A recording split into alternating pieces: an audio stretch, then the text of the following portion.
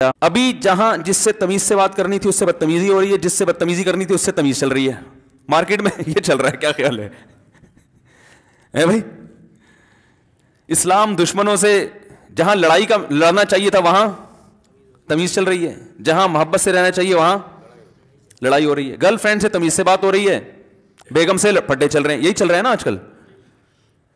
او بھائی مجھے ایک بات بتاؤ, آپ لوگ کہو گے یار یہ کیسی باتیں کر رہے ہیں, سچی سچی دل سے بتاؤ.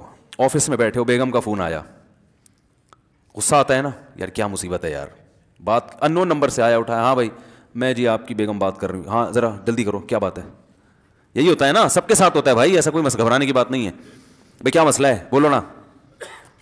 اچھا اگر یہی ان نون نمبر سے فون آیا, فون اٹھایا اور پتہ چلا کوئی ان نون لڑکی بات کر رہی ہے, انٹی نہیں کوئی لڑکی بات کر رہی ہے, تو ایسے بات کرو گے کیا جی فرمائیے کیا بات ہے, جلدی سے بات کریں, ٹائم نہیں ہے میرے پاس.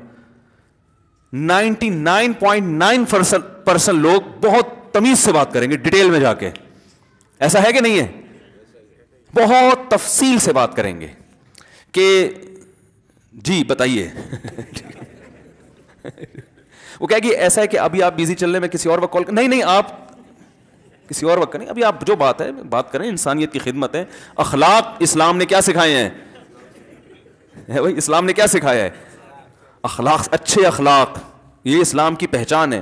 وہ بھی اگر اس کو آپ کی آواز پسند آ گئی, اس کو بھی لگا کوئی بہت کوئی 99 سال کے یا 90 سال کے نہیں ہے, کوئی جوان آدمی, وہ بھی بہت تمیز سے بات کرے گی.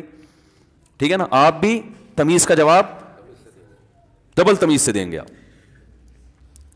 تو یہ چل رہا ہے مارکیٹ میں کہ جہاں بات کرنی ہے سسر سے لوگ تمیز سے بات نہیں کرتے. رسول اللہ صلی اللہ علیہ وسلم نے ارشاد فرمایا, ان احق ما اکرم به الرجل ابنته او اخته, سب سے زیادہ لائق احترام وہ ہے جس کی بیٹی یا بہن تمہارے نکاح میں ہے.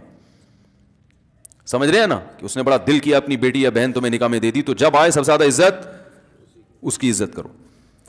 غنڈے کی عزت ہو رہی ہے, بدماشوں کی ہو رہی ہے.